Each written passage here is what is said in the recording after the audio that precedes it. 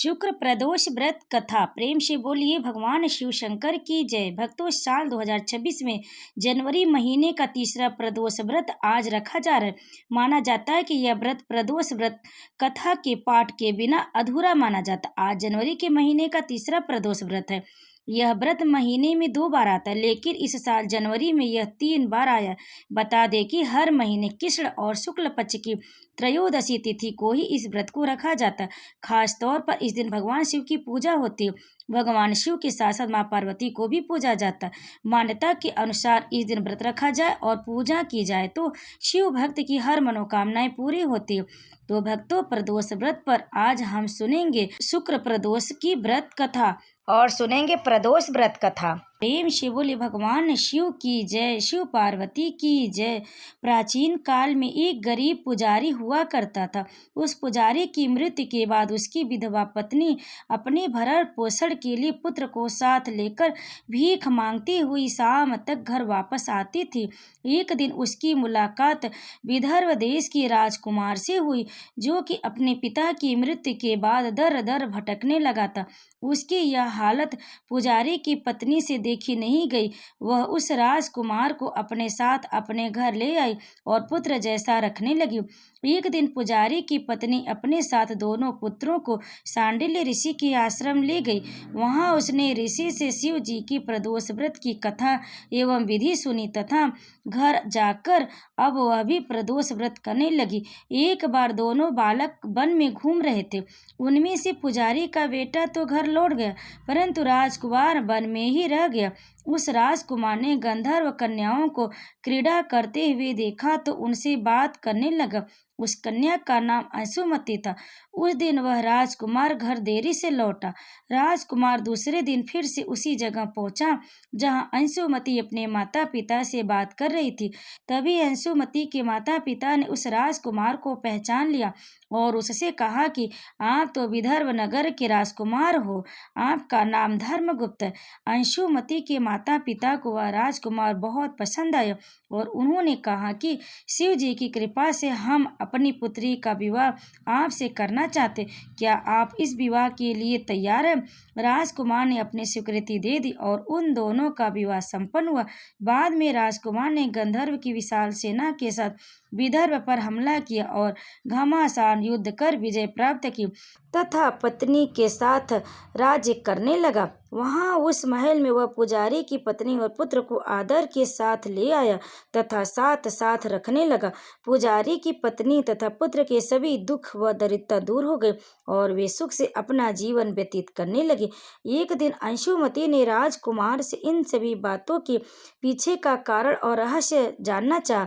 तब राजकुमार ने अंशुमति को अपने जीवन की पूरी सच्चाई बताई और साथ ही प्रदोष व्रत का महत्व और व्रत के प्राप्त फल को भी अवगत कराया। उसी दिन से प्रदोष व्रत की प्रतिष्ठा और महत्व बढ़ गया तथा मान्यता के अनुसार लोग यह व्रत करने लगे।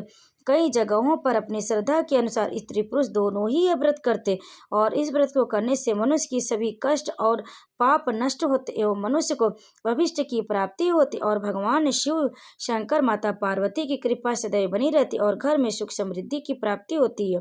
तो प्रेम से बोली भगवान भोलेनाथ की जय। भक्तों, अब आइए सुनते हैं शुक्र प्रदोष की व्रत कथा। सूत जी बोले, प्राचीन काल की बात है। एक नगर में 3 मित्र रहते थे।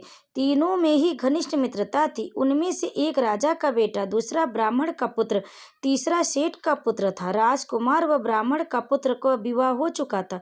सेठ के पुत्र का विवाह के बाद गौना नहीं हुआ था। एक दिन तीनों मित्र आपस में स्त्रियों की चर्चा कर रहे थे।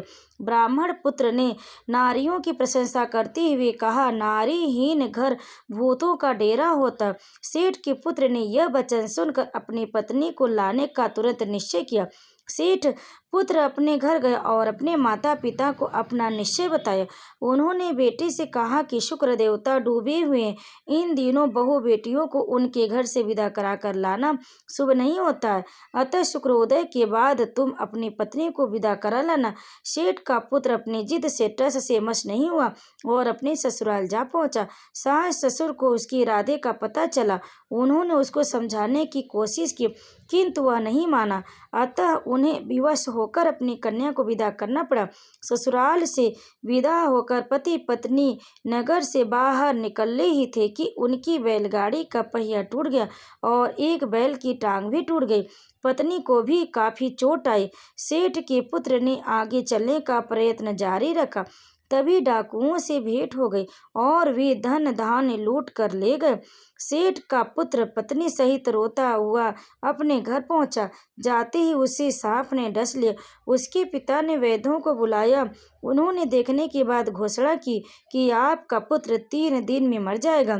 उसी समय इस घटना का समाचार ब्राह्मण के पुत्र को लगा। उसने सेठ से कहा कि आप अपने लड़के को पत्नी सहित बहू के घर वापस भेज दे।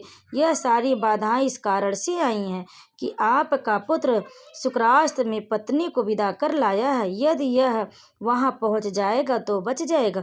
सेठ को ब्राह्मण पुत्र की बात जच गई और अपने पुत्र वधू और पुत्र को वापस लौटा दिया। वहां पहुंचते ही सेठ के पुत्र की हालत ठीक होनी आरंभ हो गई।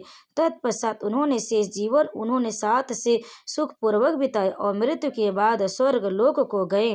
तो प्रेम से बोलिए भगवान शिव शंकर की जय। भक्तों, शुक्र प्रदोष व्रत की कथा यहीं पर समाप्त हुई। कथा को अंत तक सुनने के लिए आप सभी भक्तों का बहुत बहुत धन्यवाद। आप सभी भक्तों पर भगवान शिव माता पार्वती कृपा सदैव बनी रहे।